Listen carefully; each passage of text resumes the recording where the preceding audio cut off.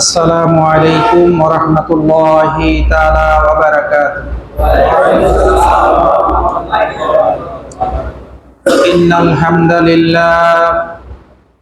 ইন্নাল হামদালিল্লাহি নাহমাদুহু ওয়া নাস্তাঈনুহু ওয়া নাস্তাগফিরুহু ওয়া নাউযু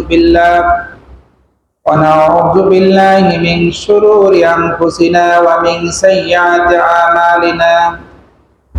من يهده الله فلا مضل له ومن يضلله فلا هادي له. نشهد أن لا إله إلا الله وحده لا شريك له، ونشهد أن سيدنا ونبينا ومولانا محمدا عبده ورسوله الذي أرسله بالحق بشيرا ونذيرا وداعيا إلى الله بإذنه وسراجا منيرا.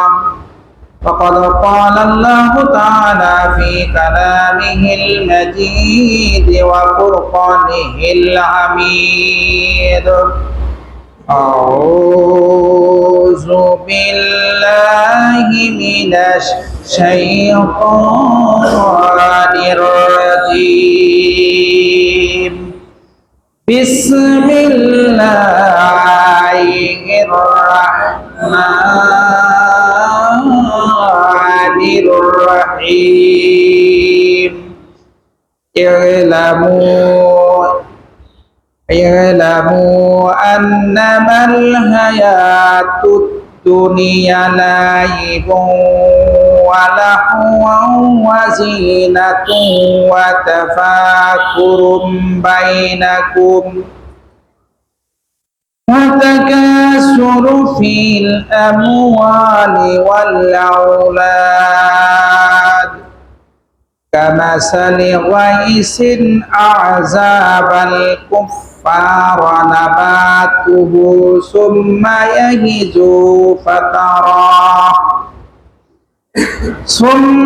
يهيج فتراه مصفرا ثم يكون هطاما وفي الآخرة عذاب شديد ومغفرة من الله ورضوان وما الحياة الدنيا إلا متاع الغرور. صدقت يا رب العالمين. আলহামদুলিল্লাহ আলহামদুলিল্লাহি রাব্বিল আলামিন। আল আকিবাতু লিল মুত্তাকিন। আসসালাতু ওয়াসসালামু আলা সাইয়্যিদিল মুরসালিন ওয়া আলা আলিহি ওয়া আসহাবিহি আজমাইন। মহান রবের দরবারে কালেমাতুর শুকর আদায় করছি, যিনি আমাদেরকে দীর্ঘদিন পরে আবারও এই পরিবেশে বসার সুযোগ আল্লাহ পাক দান করেছে। এজন্য কি প্রশংসার দরকার আছে কিনা? এজন্য প্রাণ খুলে মন উজাড় করে রবের প্রশংসা করছি, আলহামদুলিল্লাহ। কেন? এই মসজিদে আমি দীর্ঘদিন আগে প্রোগ্রাম করে গেছি, এরপরে আর এখানে আসার সুযোগ হয়নি, আপনাদেরও বসার তেমন সুযোগটা হয়নি। আল্লাহ পাক আমাদের সকলকে যে এরকম একটা পরিবেশ তৈরি করে দিলেন, এই জন্য সেই মহান রবের দরবারে কোটি কোটি বিলিয়ন ট্রিলিয়ন শুকরিয়া আদায় করে শেষ করা যাবে না। এই জন্য আবারও মন থেকে প্রশংসা করছি নিয়ামতকে বাড়িয়ে নেওয়ার জন্য, আলহামদুলিল্লাহ। শতকোটি দুরূদ ও সালাম বিশ্ব মানবতার শিক্ষক আমাদের প্রিয় নবী সাইয়্যিদুল মুরসালিন আশরাফুল আম্বিয়া, সর্বকালের সর্বযুগের সর্বশ্রেষ্ঠ মহামানব নবী মুহাম্মদুর রাসূলুল্লাহ সাল্লাল্লাহু আলাইহি ওয়াসাল্লামের উপর অগণিত দুরূদ ও সালাম পেশ করছি সাল্লাল্লাহু আলাইহি ওয়াসাল্লাম। এই বিশ্বের মানুষের মানবতাকে তিনি ফিরিয়ে এনে আল কোরআনের মতন একটি কিতাব আমাদের কাছে এখনো অবশিষ্ট রেখেছেন যিনি, তিনি আর কেউ নাই, আমাদের প্রিয় নবী মুহাম্মদুর রাসূলুল্লাহ সাল্লাল্লাহু আলাইহি ওয়াসাল্লাম। আজকের এই শব্বেদারি প্রোগ্রাম, তো শব্বেদারি প্রোগ্রামে আমরা প্রথমে কোরআনুল কারীম থেকে আলোচনা শুনতে যাচ্ছি। তো শব্বেদারি বুঝেন তো নাকি? মানে রাত্রি জাগরণ, নস্য ইবাদত। তো নস্য ইবাদত সম্পর্কে আল্লাহ কোরআনে কি বলেছে একটু শোনার দরকার। তারপরে আমি আমার আলোচনা শুরু করব ইনশাআল্লাহ।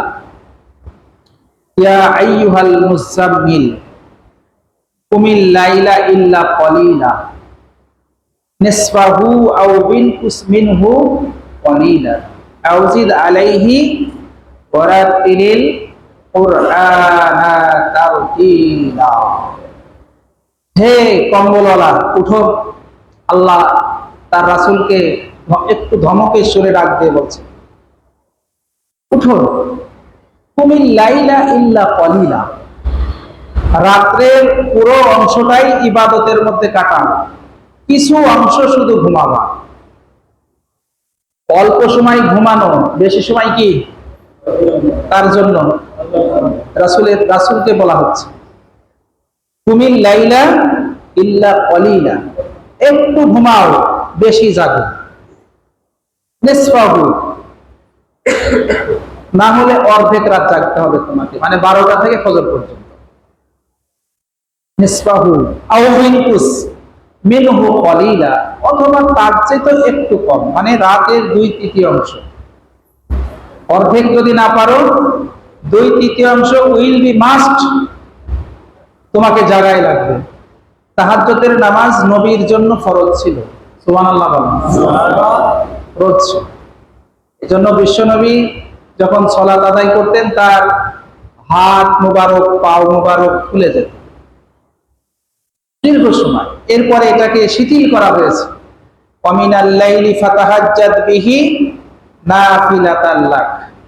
নবী আপনার জন্য এটা নফল করে দেওয়া হবে, আপনি একটু রেস্ট করবেন, অল্প করে পড়বেন, সমস্যা নেই। কিন্তু যখন কোরআন নাজিল হচ্ছিল, কোরআনকে ধারণ করার জন্য এই তাহাজ্জুদের নামাজ তখন কি ছিল? নবীর জন্য ফরজ ছিল। আর তাহাজ্জুদ না পড়ে কেউ ওলি হয়েছে এরকম নজির নাই।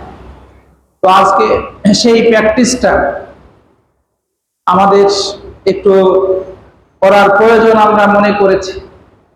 এই জন্য আপনারা খুশি না বেজার? তো আল্লাহ পাক আমাদেরকে যে কবুল করেছেন, এই জন্য রবের শুকরিয়া, আলহামদুলিল্লাহ।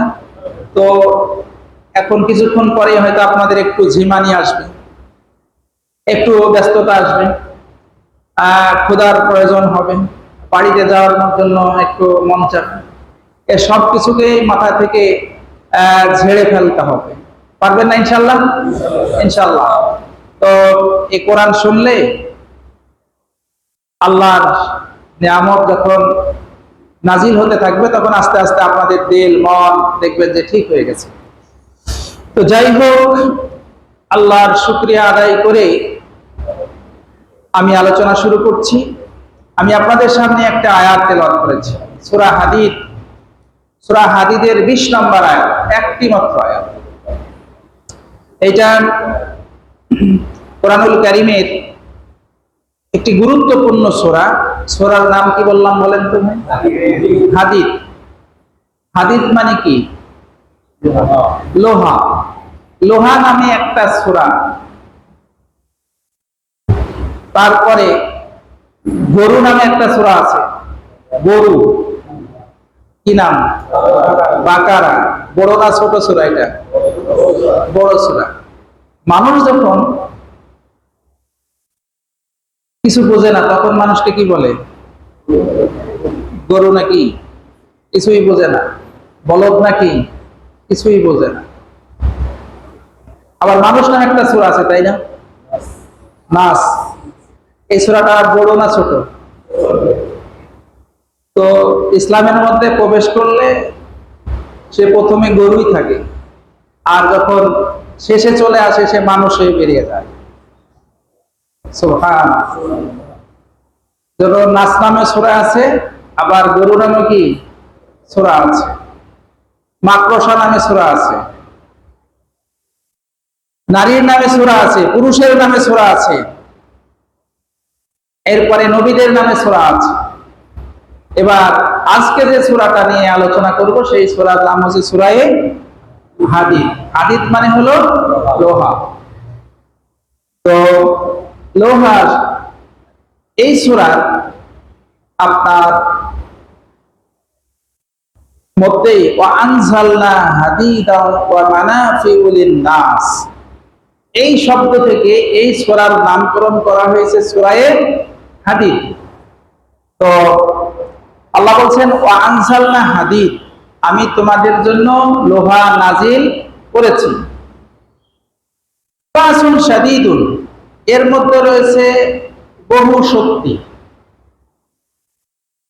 আর মানাফিউ লিন-নাস, এটা মানুষের বহুবিধ কল্যাণের জন্য এই লোহা আমি নাজিল করেছি।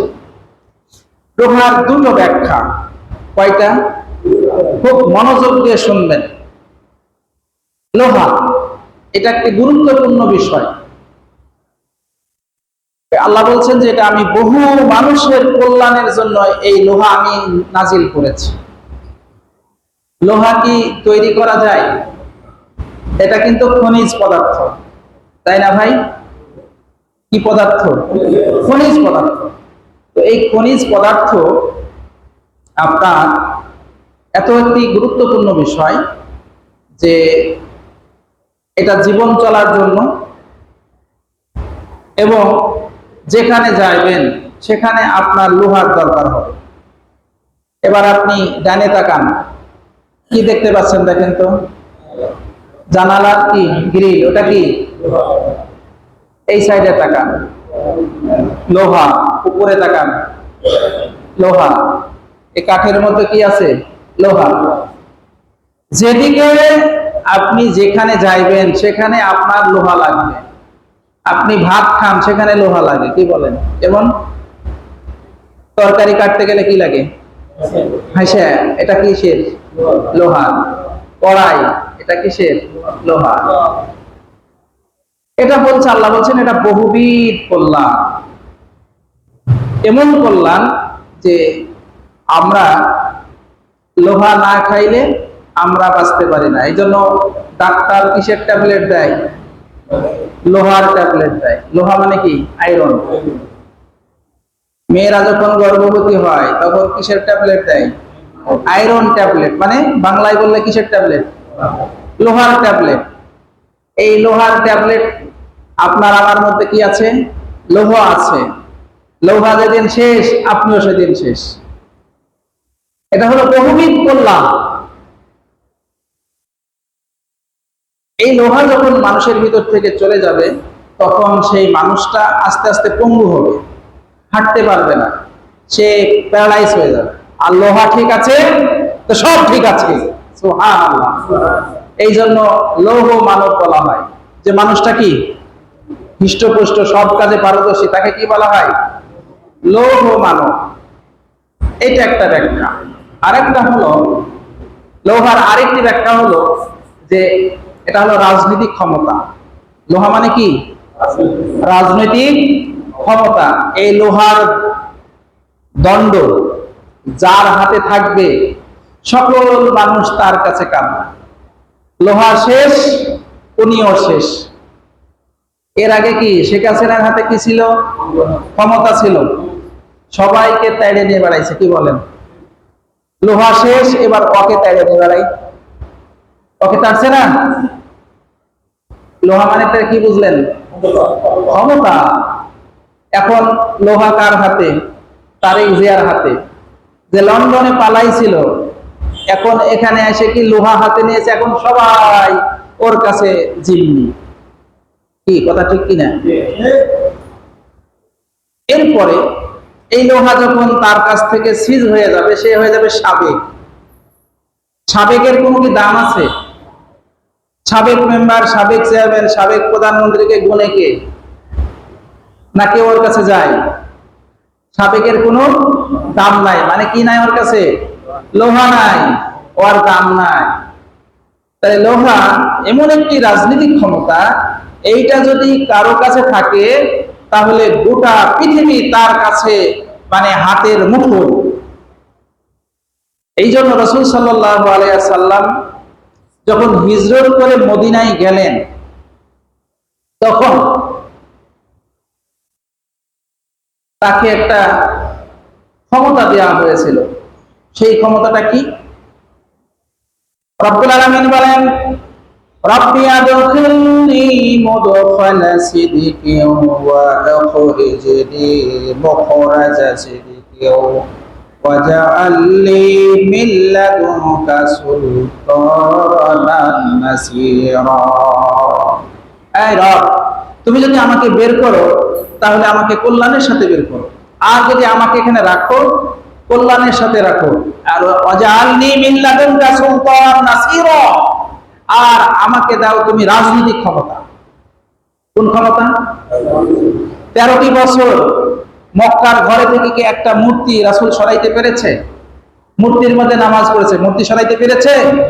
কিন্তু যখন মক্কা বিজয় হয়েছে, ক্ষমতা কার হাতে? মুহাম্মদ সাল্লাল্লাহু আলাইহি ওয়াসাল্লামের হাতে। যে যারা মুহাম্মদ সাল্লাল্লাহু আলাইহি ওয়াসাল্লামকে তেড়ে দিয়েছিল, তারা এসে বলছে যে মুহাম্মদ, আমাদেরকে তুমি মাফ করো। মুহাম্মদ সাল্লাল্লাহু আলাইহি ওয়াসাল্লাম বললেন, আজকে আমার কাছ থেকে তোমরা কি আশা করো? তো জনগণ বলল, আজকে ভাতিজা, তোমাদের কাছে আমাদের চাচা ভাইস্তের যে একটা সম্পর্ক, সেই চাচা ভাইস্তের একটা সম্পর্ক, ভাইস্তের কাছে যে চাচার আবদার, সেটা আমরা কামনা করি। একটু পেঁচ দিয়ে বলেছি, মানে তোমার কাছে আমরা ভালো কিছু কামনা করি। বিশ্বনবী বললেন যে আমার ভাই ইউসুফ তার ভাইদেরকে যেভাবে মাফ করে দিয়েছিলেন, লা তাসরিবা আলাইকুমুল ইয়াউম, আজকে তোমাদের ব্যাপারে আমার কোনো অভিযোগ নাই। আমি বিশ্বনবী একই আয়াত পড়লাম, লা তাসরিবা আলাইকুমুল ইয়াউম, হে মক্কাবাসী, তোমাদের উপরে আমার কোনো অভিযোগ নাই, আমি তোমাদেরকে ঢালাও ভাবে সকলকে মাফ করে দিলাম। মাপ চাই কেন? আগে তো লাঠি নিয়ে তাড়তে আসছিল, এখন মাপ চাই কেন বলেন তো? রাজনৈতিক ক্ষমতা বিশ্বনবীর হাতে চলে এসেছে। এই জন্য আপনি আমি সারা বছর ধরে এই নামাজের যতই দাওয়াত দিই, রাষ্ট্রীয়ভাবে নামাজ আমরা কায়েম করতে পারবো না। যতদিন শরীয়তের আইন জমিনে চালু না হবে, ততদিন পর্যন্ত নামাজ পড়া হবে, নামাজ কায়েম হবে না। নামাজ কায়েম করতে পারে রাষ্ট্রীয় সরকার, তাছাড়া আমি আপনি মিলে নামাজ কখনো কায়েম করতে পারবো না। নামাজের কোনো শরীয়তি মর্যাদা বাংলাদেশে নাই। আপনি পড়লে পড়লেন, না পড়লে না পড়লেন, আপনাকে কেউ জেলে ভরবে? আপনাকে কেউ তিরস্কার করবে? আপনাকে কেউ কি হলো বেনামাজি বলে গালি দিবে? কিন্তু রাষ্ট্রীয়ভাবে যদি নামাজ কায়েম থাকতো, এখানকার ইমাম সাহেব হলো ফতোয়া দিত, আপনাকে সার্টিফিকেট দিত যে তার চরিত্র ভালো, সে 5 ওয়াক্ত নামাজি, এই 5 ওয়াক্ত নামাজি, তার সার্টিফিকেটে তার চাকরি হবে, জানা এ সব যোগ্য। এখন চোর আর বাটপার হলো যোগ্য, কি বলেন ঠিক কিনা? তো সম্মানিত ভাইরা, এই রাজনৈতিক যে ক্ষমতা এই লোহার মধ্যে আছে। এই সূরা হাদীদের মধ্যে এই কথাগুলো আমি ভূমিকায় এই জন্যই বললাম, আরো ব্যাপক কথা আছে। আপনারা তাফহিমুল কোরআন পড়বেন, সেখানে দেখতে পাবেন 5 থেকে 6 পৃষ্ঠা শুধু এর ভূমিকায় লেখা আছে। আমি খুব সংক্ষেপে কথাগুলো বুঝিয়ে নিলাম। তাহলে এই সূরাটি নাজিল হয়েছে উহুদের যুদ্ধের পর, হুদায়বিয়ার সন্ধির আগে, এই মাঝামাঝি সময়ের ভিতরে 3য় হিজরি থেকে 6ষ্ঠ হিজরি, এর মাঝখানে এই সূরাটা কি হয়েছে? নাজিল হয়েছে। কথা কি ক্লিয়ার? বুঝতে পারছেন ভাই? আপনাদের কি ঘুম আসছে? অনেকের ভাইয়ের ঘুম আসছে, একটু নাড়াচাড়া দিয়ে বসেন, তাহলে ঠিক হয়ে যাবে। তো 6ষ্ঠ হিজরি আর 3য় হিজরি, এই সময়টা ইসলামের ইতিহাসের একটি গুরুত্বপূর্ণ সময়। এত গুরুত্বপূর্ণ যে রাসূল সাল্লাল্লাহু আলাইহি ওয়াসাল্লাম তিনি কিন্তু উহুদের যুদ্ধে তার কিন্তু বিশাল ক্ষতি হয়েছে। তার দুটো দাঁত ভেঙে গেছিল। ৭০ জন সাহাবী শাহাদাত বরণ করেছে। এরপরে ৫ম হিজরিতে আপনার আবার খন্দকের যুদ্ধ, আহজাবের যুদ্ধ। এই যুদ্ধে গোটা পৃথিবীর কাফের বেঈমান মুশরিক একসাথে লেগে ইসলামকে জমিন থেকে বিদায় করার জন্য সকল ধরনের ষড়যন্ত্র জাল তারা বুনেছিল। আল্লাহ সেই জালকে নস্যাৎ করে দিয়েছে, দিয়া খন্দকের যুদ্ধে মুসলমানদের বিজয় দিয়েছে। ৬ষ্ঠ হিজরিতে আপনার হুদায়বিয়ার সময় ঠিক এই সিচুয়েশনে এই সূরাটি নাজিল হয়। যেই সময় মুসলমানদের কঠিন একটা দুর্দিন যাচ্ছে, কঠিন একটা কি দুর্দিন যাচ্ছে। আমাদের এখন আপনার দুর্দিন যাচ্ছে। আপনারা খুব মনে করছেন সুদিন আছেন, নো, আমরা কিন্তু এখন রুকুর অবস্থায় আছি, না সেজদা না দাঁড়ানো। আমরা গজ করতে পারছি না। বাংলাদেশটা এখন প্রচুর পাতার পানির মতন টলমল করতেছে। যে কোনো সময় যে কোনো কিছু একটা হয়ে যাওয়ার সম্ভাবনা আছে। আর হলে ক্ষতি হবে কাদের জানেন? ইমাম, মুয়াজ্জিন, খতিব, এদেশের দাড়ি টুপি, এদেশের নারী যারা ইসলাম ভালোবাসে তাদের উপরে আবার এই নির্যাতন নেমে আসবে। আল্লাহ সেখান থেকে আমাদেরকে হেফাজত করুন, ধরে বলুন আমিন। এই জন্য আমাদেরকে সজাগ থাকতে হবে। আমি চিন্তা করলাম যে এই সূরাটা এই জন্যই আপনাদেরকে আমি এখান থেকে তাফসীর শোনাবো। মাসুম ভাই আমাকে বলল যে আপনার কে আলোচনা করতে হবে, তখন আমি একটা সূরা বেছে নিলাম যে আজকে এই সূরা হাদীদের ২০ নম্বর সূরার আয়াত থেকেই আমি আলোচনা করব ইনশাআল্লাহ। তো আমি যে আয়াতটা আপনাদের সামনে পড়েছি, এই আয়াতটা আমাদের জীবনের সাথে আল্লাহ পাক একটা উদাহরণ দিয়েছে। একটা উদাহরণের সাথে জীবন, একটা উদাহরণের সাথে একটা জীবন।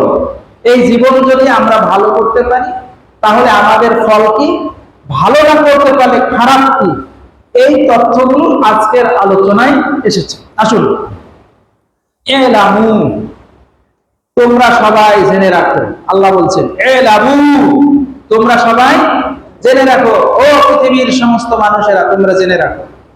ইন্নামাল হায়াতুদ দুনিয়া লাইবুন ওয়া লাহওয়া, নিশ্চয় এই জীবনটা, এই হায়াতটা, হায়াতুদ দুনিয়া পার্থিব জীবনটা, লাইবুন, এটা একটা খেলতামাশা, খেলার ছলের ঘর, খেলার ছলের ঘর।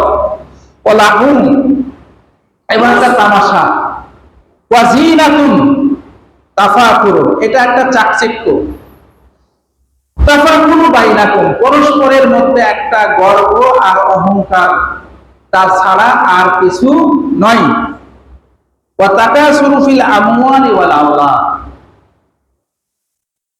তাকাসুর, প্রতিযোগিতা মালের আর সন্তানের।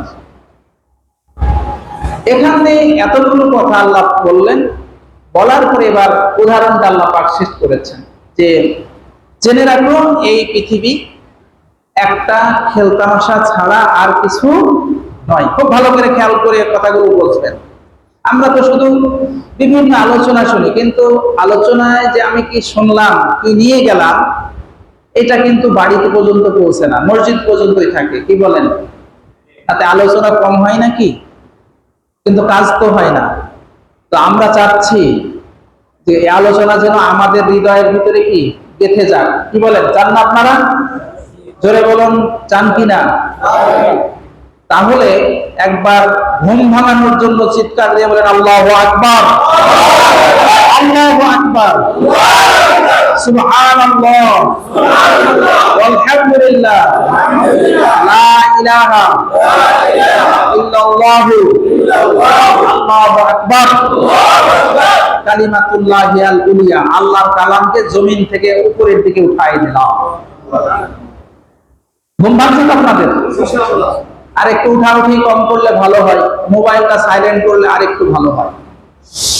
যেহেতু সময় কম, সময় কতটুকু আলোচনা করতে হবে আমাকে সেই অনুযায়ী আপনার 10টা 10টা একদম জাস্ট 10টায় আপনাদেরকে আপনাদের কাছে বিদায় নেব ইনশাআল্লাহ। তো আল্লাহ বলছেন যে বান্দা এলামু তুমি জেনে রাখো আন্নামাল হায়াতাদ দুনিয়া নিশ্চয় এই পার্থিব জীবনটা কি লাইবুন ওয়া লাহওয়া একটা খেল তামাশা আর হলো চাকচিক্য আর হলো পরস্পরের মধ্যে মাল নিয়ে আর সম্পদ নিয়ে গর্ব ছাড়া আর কিছু না। বলেন তো আমাদের জীবনে এই যে কথাগুলো বললাম এই কথাটা ছাড়া আমাদের জীবনে আর দুনিয়ায় কি চাওয়ার আছে? মানুষ একটু খেয়ে বাঁচতে চায়, কি বলেন? প্রথমে কি মানুষ কি চায়? খেয়ে বাঁচতে চায়। তারপরে চাই কি? সন্তান, সন্তান চাই। এরপরে কি চাই? বাড়ি চাই। এরপরে কি চাই? গাড়ি চাই। এরপরে চাকচিক্য জীবন চাই, মানে 10 বিঘা জমি থাকবে, 10 বিঘা জমির উপরে একটা বড় বাড়ি থাকবে, পাশে একটা পুকুর থাকবে, দোতলায় বসে পৃথিবী দেখা যাবে, নিজের একটা পার্সোনাল প্রাইভেট কার থাকবে, হেলিকপ্টার থাকলে আরেকটু ভালো হয়। কি বলে, মানুষের চাওয়া কিনা? মানুষের চাওয়া। এরপরে 5টা ছেলে, 5টা ছেলেই হলো ডিসি, অথবা 3টা ডিসি, একটা ডাক্তার আর একটা ইঞ্জিনিয়ার। কেমন লাগে বলেন? খুব সুন্দর না? এখন এই বাবাজি যদি হলো, বাবাজি কিন্তু কিছু করে না, এখন চা খাইতে গেছে, গল্প কি কম হবে না বেশি হবে? কেমন বেশি? যে ভাই পাঞ্জাবিটা কেমন? না এটা তো আমাদের রঞ্জু পাঠাইছে পরশুদিন। আমি আবার বললাম যে পাঠাইস না, আমার পাঞ্জাবি কমপক্ষে 20টা আছে, তাও বলছে না আপনাকে এটা করে ঘুরবেন। কি হলো এটা? তাফাকুর, গর্ব হলো। চায়ের কাপে ঝড় তুলছে ছেলে, যেহেতু কি ম্যাজিস্ট্রেট, কেউ টিওনো, কেউ ডিসি, কেউ তারপরে 10 বিঘা পুকুর, 20 বিঘা জমি, নিজের প্রাইভেট কার, তারপরে না হয় 10টা 12টা বাড়িতে খাবার, এ সব কিছুতে দেখা যাচ্ছে যে কি গর্ব বাড়ে না কমে? চোরের বাপ কি বড় গলায় কথা বলতে পারে? হ্যাঁ, কি বলেন? চোরের মার বড় গলা, কিন্তু বাপের ছোট গলা। বিষয়টা তো যে মানুষের যখন সম্পদ হয় তখন মানুষ কিন্তু একটু কি করে? গর্ব করে।